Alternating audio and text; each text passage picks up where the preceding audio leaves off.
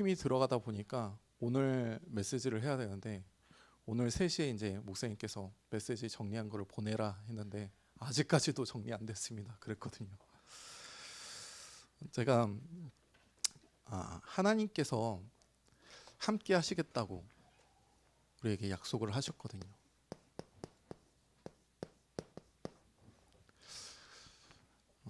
근데 우리 인생이 이 함께라는 것을 바라보지 못하면요, 한계와 문제투성이인 것 같습니다. 제가 이제 메시지를 준비하면서 그런 생각이 들더라고요. 왜 이렇게 하나님 메시지를 안 쓰십니까? 내가 쓰는 거 아니잖아요. 계속 메시지를 쓰옵소서 하는데 저한테만 응답을 더디게 하시더라고요. 그래서 지난주 말씀 보니까 결국에는 숨은 계획, 그리고 내가 하겠다는 어떤 그런 계산이 있으니까 계속 멈추고 갈피를 못 잡고 계속 메시지가 안 나오는 것 같더라고요. 그래서 오늘 말씀은요,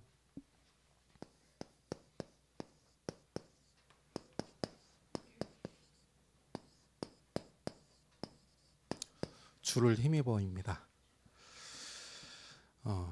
하나님께서 끝까지 믿고 기다려라, 또 끝까지 함께 하겠다 말씀하신 이유는 결국에는 이 주를 힘입는 방법 외에는 다른 게 없기 때문에 그런 것 같습니다.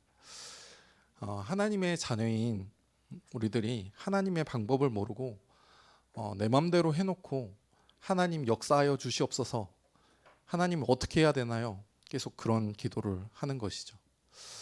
결국에는 그런 기도는 내 방법대로 해달라는 떼쓰는 기도밖에 되지 않거든요. 인간에는 누구나 영적 문제가 있는 것 같습니다.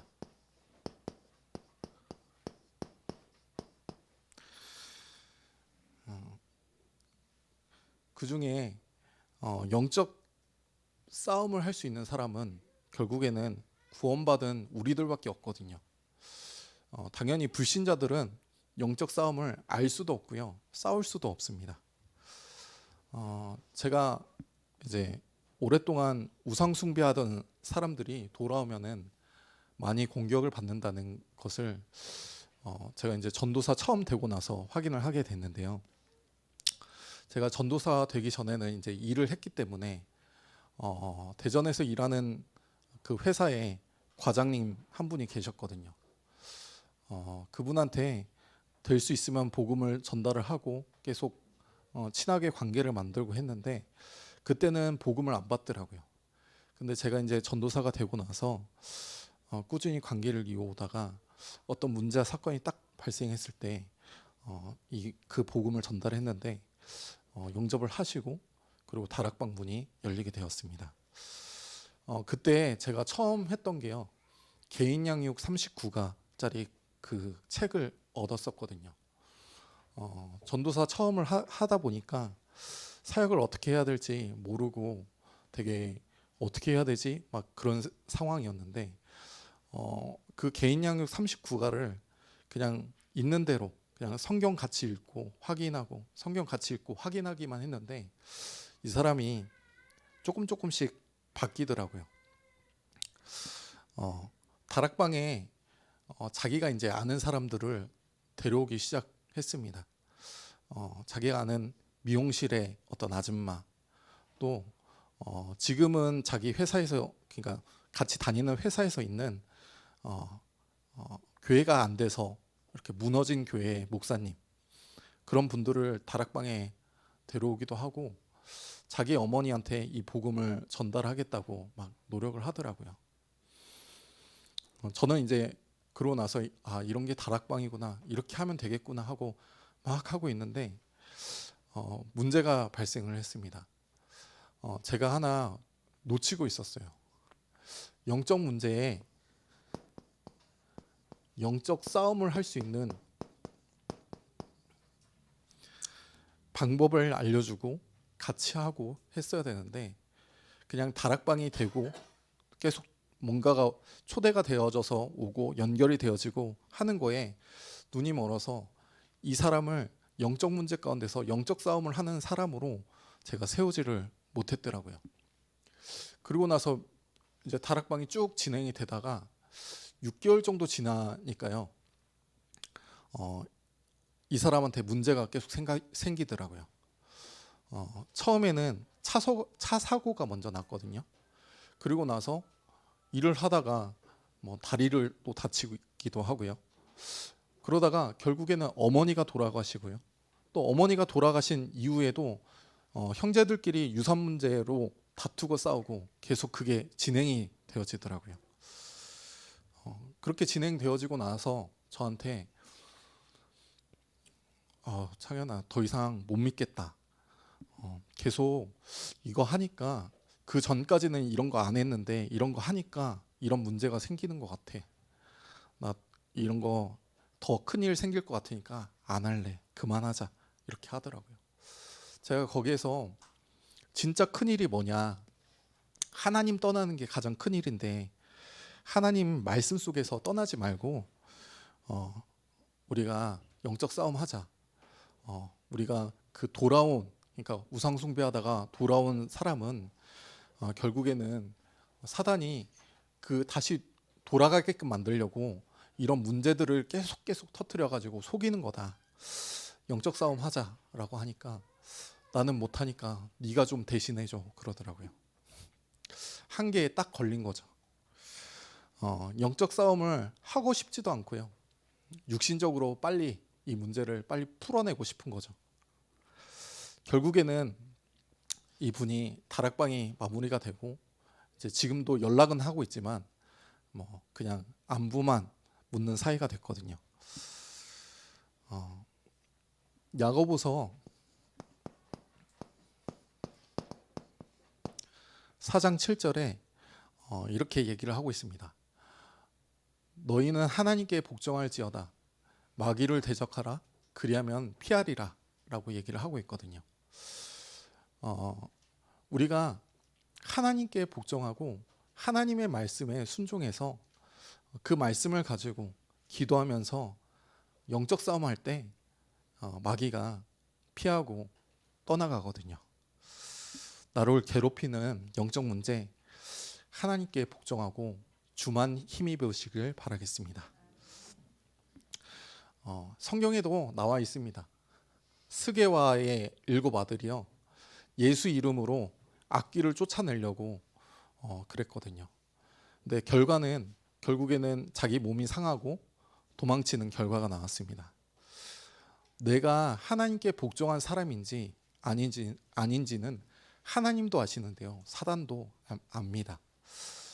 결국 내가 하나님께 복종하지 않고 그러면요. 싸워서 이길 수도 없고 또 한계 속에 시달리게 되겠죠. 우리 유명한 그림이 있습니다. 이게 바로 복음편지 7가에 나오는 내용인데요.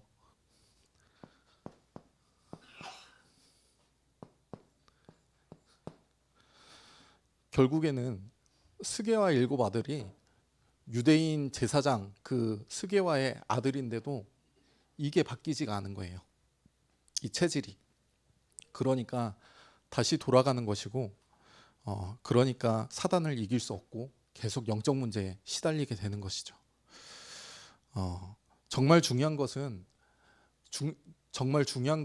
내 영혼에 뿌리 내려지지 않으면은 체질이 바뀌지 않거든요. 결국 우리가 해야 될 것은 지금 말씀으로 내 뇌에 하나님의 말씀이 각인되도록 만드는 것입니다. 그 하나님의 말씀이 각인되면요. 그러면 영원한 것과 연결되어지는 영혼에도 그게 미치거든요. 그리고 영혼에 그 하나님의 말씀이 뿌리 내리면은 변하지 않을 것 같은 체질이 변화되어집니다. 그렇게 변화되어지면은 그때서야 삶의 변화가 나와지게 되거든요. 이렇게 하지 않으면은 계속해서 늘 한계는 있습니다. 본론입니다. 오늘 본문에 보면요, 바울과 바나바가 이고니온이라는 도시에 들어가거든요.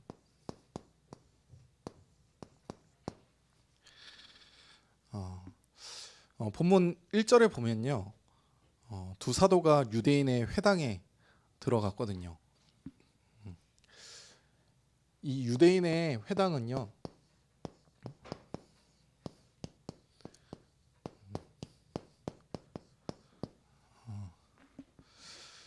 하나님의 말씀을 그리고 율법을 연구하고 나누고 그래도 좀 지키려고 하는 곳이죠. 그래도 복음에 관심 있는 사람들이 모이는 곳이 이 회당입니다.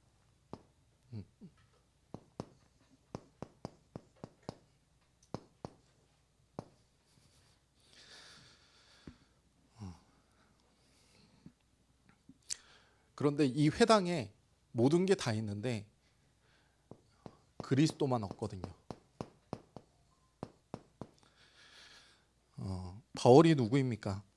이번 주 일부 메시지에 본문에서 바울 자기 자신을 설명을 하는데요. 선택받은 이스라엘 족속이고 히브리인 중에 히브리인이고 또 하나님의 율법을 제대로 지키는 바리새인이고 또 베냐민 집하고 계속 얘기를 하고 있습니다. 열심으로는 교회를 박해하고 또 율법의 대가인 가말리아의 그 문화에 있는 사람 아니었습니까? 이런 사람이 회당에 딱 방문을 한 것이죠. 당연히 회당에 그 대단한 사람이 방문을 했으니까 이 사람을 초청해서 말씀을 들으려고 하지 않았을까요? 근데 이곳에 능력의 한계를 가지고 있는 사람들이 모인 겁니다. 내 인생을 좀 잘 살아보고자 하나님의 율법을 지키면은 내가 잘 살겠지. 또 내가 내 인생을 책임지기 위해서 열심히 하고 봉사하고 그런 한계 속에 놓여 있는 사람들이 와 있는 거죠. 나는 하나님의 말씀을 잘 지켜 또 사람의 힘과 능력으로 열심히 하는데 안 되어지는 생명 없는 종교 생활 속에 있는 사람들이 있는 것입니다. 예전에 바울도 그 안에 있었거든요. 그래서 바울이 이 회당에 가서 뭘 했냐? 치유했습니다. 그 치유는 그리스도만 말한 것이죠. 바울이 회당에 들어가서 내가 이런 능력의 한계 속에 있었는데 내가 그렇게 열심히 살고 뭔가 해보려고 했는데 결국에는 생명 없는 종교 생활이었고 내가 오직 그리스도 붙잡았을 때 하나님께서 이런 역사를 일으키셨다는 나의 그리스도를 얘기하지 않았을까요? 그러니까 허다한 유대인과 헬라인의 무리들이 돌아왔거든요.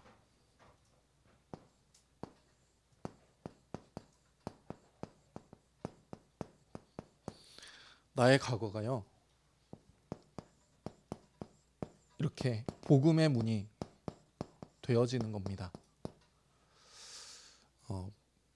바울의 과거가 회당에서 설교할 수 있는 권한을 줬을지 모르겠습니다. 그러나 바울의 그 과거를 자랑한 것이 아니라 그리스도만 자랑했거든요. 그리고 열심으로 박해하던 그 바울이 복음의 문이 되었습니다.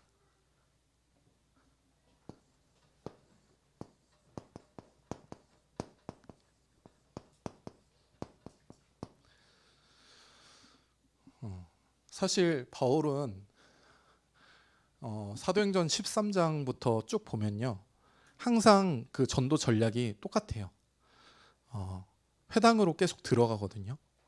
그래서 회당에 들어가서 복음을 알고 싶어하고 또 하나님의 말씀은 좀 아는데 그리스도만 모르는 사람들을 찾아갑니다. 그래서 하나님이 예비하신 문들을 확인을 해요. 어떻게 보면은 지금 담임 목사님께서 인도 신학교 가 계시지 않습니까? 저는 인도 신학교 가가지고 하는 사역이 이 사역이라고 생각합니다. 그래서 모든 게 다 있는 인도 신학교 그 현장에 그리스도만 그리스도만 얻기 때문에 우리 담임 목사님께서 나의 그리스도를 전달하기 위해서 그 그리스도가 얼마나 대단한지를 전달하기 위해서 가신 거라고 믿습니다.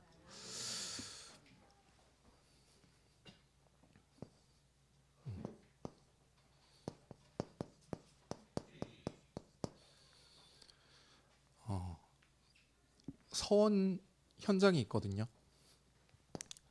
사도행전 19장 9절에 보면은 서원이 나옵니다. 똑같이 예배소 지역에 파고들어서요 바울이 회당으로 들어가거든요. 근데 들어가니까 마음이 굳어서 순종하지 않는 무리들이 막 박해를 해요. 그래서 그쪽에서 나와서 제자를 따로 세우고 두란노 서원이라는 것을 세웁니다. 사실 우리가 밖에 나가서 복음을 전할 때 복음을 안 받으면 어떡하나, 내가 말했는데 거절당하면 어떡하지, 그런 생각을 많이 하실 겁니다. 근데 사실 바울도 그렇고요, 예수님도 그렇고요, 복음을 전할 때 반대한 사람들이 많았어요. 우리가 바울도 아니고 예수님도 아닌데 당연히 가가지고 복음 전할 때 반대하는 사람, 듣지 않는 사람 당연히 있습니다. 우리는 그 사람들을 보는 것이 아니라 하나님께서 예비하신 그 사람, 하나님께서 준비하신 사람을 찾기 위해서 전하는 것이거든요. 그렇기 때문에 복음을 받지 않는다고 실망하지 마십시오. 요한복음 3장 36절에는 아들이 있는 자에게는 영생이 있고 아들이 없는 자는 아들에게 순종하지 아니하는 자는 영생을 보지 못한다고 나와 있습니다. 바울은 순종하지 아니하는 자와 싸우지 않았거든요.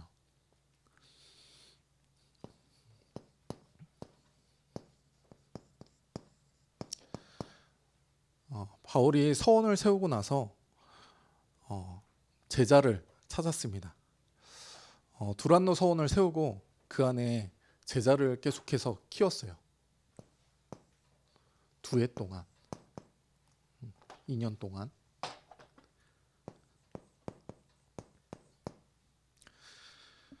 어, 2년 동안 세우면서 2년 동안 두란노 서원에서 말씀으로 복음으로 답을 날마다 내리니까 결국에는 재생산의 역사가 일어났거든요. 그 예배소 지역에 유대인이나 헬라인이나 모두 주의 말씀을 다 듣더라 얘기를 한 거죠. 결국 우리가 해야 될 거는 이 안동 지역에 모든 사람이 다 복음을 듣게 하는 것이거든요. 그래서 이런 것들이 필요한 겁니다. 서원 같은 게. 이제 담임 목사님께서 2부 메시지 때 안류학원 뭐 이런 것들 얘기를 하셨는데 저는 이제 TCK들, 여기 왔다 갔다 하는 베트남 사람들, 캄보디아 사람들이 보이는데 어떻게 그분들이 교회에 정착을 할 수 있을까?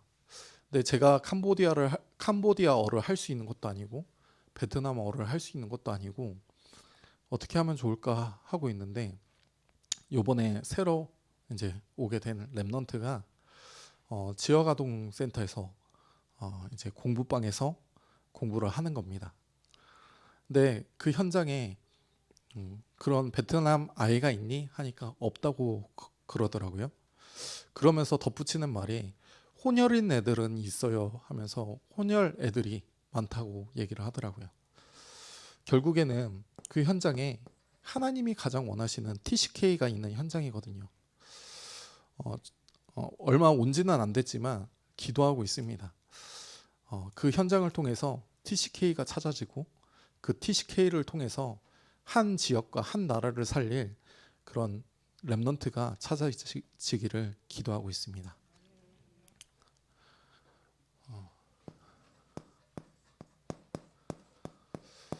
저자에 대해서 말씀을 하셨거든요. 저자는 시장이에요, 시장. 그리고 삶을 얘기한다고 얘기를 하셨죠. 저는 이게 237 오천종족으로 들리더라고요. 서원은 서밋을 찾는 데라고 보이더라고요. 회당은 그리스도 없는 그곳에 그리스도를 전달하는 근원적인 치유가 이루어지는 곳이라고 보이더라고요. 저자를 통해서 237 오천종족에 오는 사람들을 만나는 겁니다. 이 시장은요, 경제가 모이는 곳이거든요. 돈이 마구 몰려가는 것입니다. 돈이 많으니까요, 사람들이 많이 몰릴 수밖에 없겠죠. 이곳에 사람들이 많기 때문에 분명히 살려야 될 사람들, 또 예비된 사람들이 있을 겁니다. 그 사람들에게 복음을 흘려보내는 것입니다.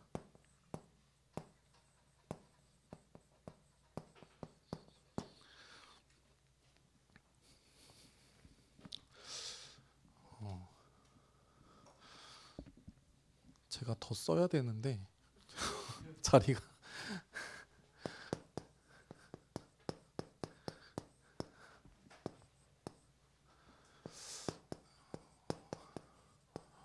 우리가 주를 힘입어서 환경을 넘어야 되겠습니다.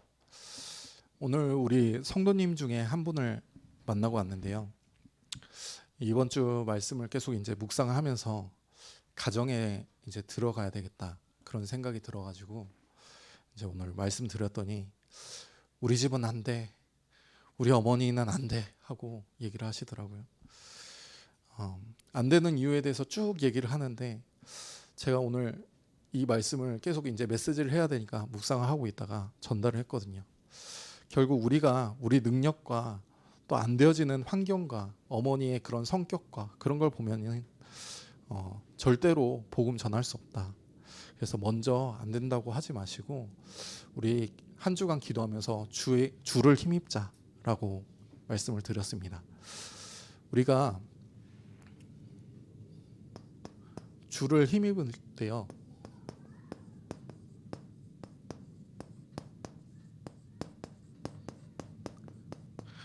담대해질 수 있습니다. 우리의 능력과 한계를 주를 힘입을 때 뛰어넘을 수가 있고요. 하나님께서 예비하신 응답을 보여주실 줄 믿습니다. 디모데후서 4장 2절에는요 이렇게 나와 있거든요. 때를 얻든지 못 얻든지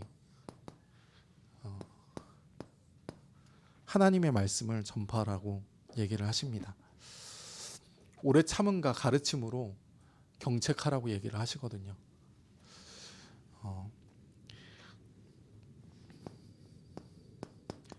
우리가 주를 힘입어서 현장에 나가서 담대히 말할 때 하나님께서 우리를 도우십니다. 오늘 두 사도가 주를 힘입어서 담대히 말하니까요, 주께서 그들의 손으로 표적과 기사를 행하게 하사 자기의 은혜의 말씀을 친히 증언하셨다고 했습니다. 내가 하나님을 증언하는 것 같아 보여도 내가 아닙니다.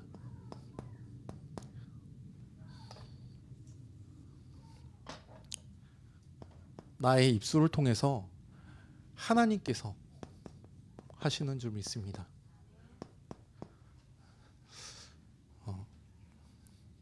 환경을 보면요, 우리가 앞으로 나아갈 수도 없고 또 반대자는 언제든지 항상 있었거든요. 그래서 오늘 보면요, 오래 지속했다고 나오거든요.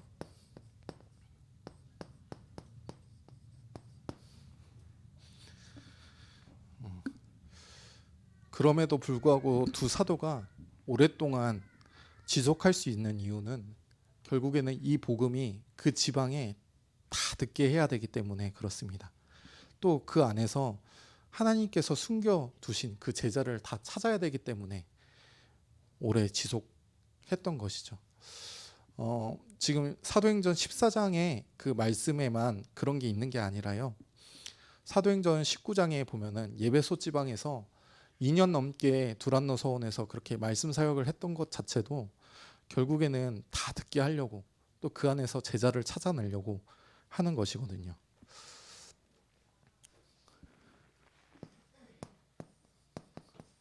우리는 영적인 한계를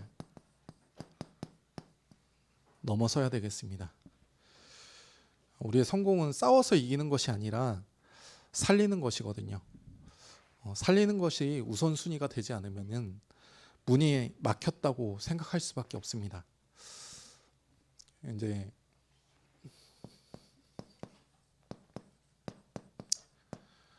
바울과 바나바가 핍박이 거세지자 이제 도망을 갔거든요. 복음이 목적이고 살리는 게 목적이기 때문에 결국에는 피한 것이겠죠. 우리 랩런트들이 한 3주 전인가요? 4주 전에 놀이터에서 놀다가 이제 용산초등학교 애들 다른 친구들과 시비가 좀 붙었거든요. 왜 이렇게 시끄럽게 하냐 하면서 막 서로가 싸우고 그랬는데, 그때 육신적인 생각과 육신적인 생각과 영의 생각이라는 말씀을 주셨거든요. 우리 랩런트들이 처음에는 저에게 혼내주세요 막 이러다가 말씀을 얘기를 하고 우리가 어디를 선택할래 얘기를 하니까 우리 랩런트들이 말씀을 들어서 그런지 영의 생각 쪽으로 딱 선택을 하더라고요. 사실 본인들이 미안할 짓을 안 했는데도 불구하고 가서 먼저 미안하다고 사과하고 자리를 피했습니다. 사실 우리 랩런트들이 오면서도 왜 이래야 돼요? 왜 미안하다고 먼저 해야 돼요? 그랬는데 사실 이게 도망이 아니라요. 복음을 위해서 우리가 자리를 피하는 것이거든요. 그래서 랩런트들이 아셨으면 좋겠어요.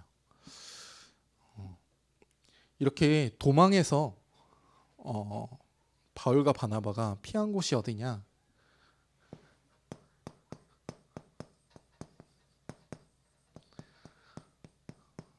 다음 현장입니다. 우리가 도망간 것 같이 보여도 하나님께서는 다음 현장으로 넘어가는 그 일로 어떤 사건을 이용을 하시거든요. 이 현장에 누가 있냐?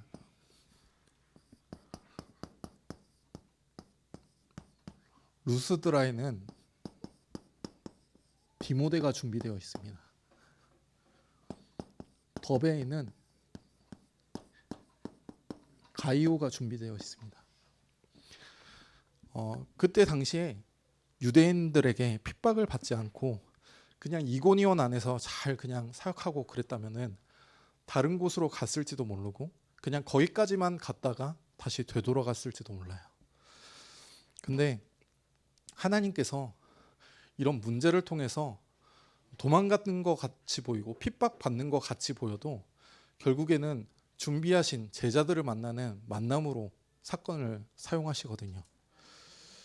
그래서 우리는 문제와 사건이 와도 괜찮다고 하는 겁니다. 결론입니다.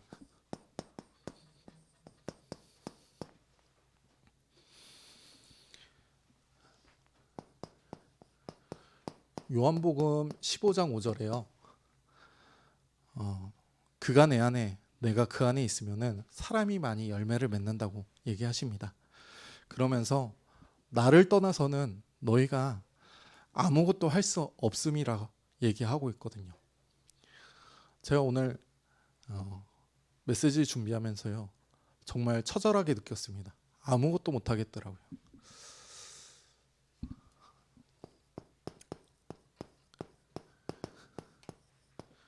빌립보서 4장 13절에 내게 능력 주시는 자 안에서 내가 모든 것을 할 수 있느니라 라고 말하고 있습니다. 마찬가지입니다. 하나님의 의로부터 난 그 그리스도 안에 있으면요 내가 못할 수 있는 게 없다는 것이죠. 부끄러워하지 않고 주를 힘입어서 담대하게 복음 전할 수 있고 또 그 복음 전하는 그곳에 하나님께서 하나님의 말씀을 증언하기 위해서 표적과 기사를 일으키실 줄 믿습니다.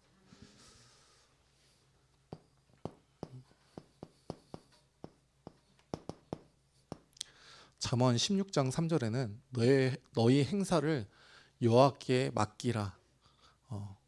네가 경영하는 것이 이루어진다고 얘기를 하시거든요. 우리는 어떻게 보면은 뭔가 내가 하고 있는 것이 이루어진다에 포커스를 맞추고 있는데요. 거기에다 포커스를 두지 마시고 하나님께 나의 행사를 모든 것을 맡기는 것에 포커스를 두십시오. 그러면은 그 나머지 것들은 하나님께서 하실 것입니다. 처음부터 저같이 메시지 하면서 고통받지 마시고 처음부터 주를 힘입는 우리 귀한 빛으로 교회 성도님들 되시길 바라겠습니다. 하나님 감사합니다. 우리를 주를 힘입어 담대히 말씀을 전하는 전도자로 부르심에 감사합니다. 때를 어떤지 못 얻든지 가는 곳마다 복음 말하게 하시고 영적 문제를 두고 육신 싸움 하지 않게 하시고 날마다 그리스도 붙잡아 영적 싸움 속으로 들어가게 인도하여 주시옵소서. 하나님이 이 지역에 숨겨두신 제자를 찾을 수 있게끔 지금 이 시간 우리가 가진 모든 한계를 뛰어넘게 하여 주사 하나님이 예비한 곳을 볼 수 있는 눈을 열어 주시옵소서. 예수 그리스도의 이름으로 기도합니다. 아멘.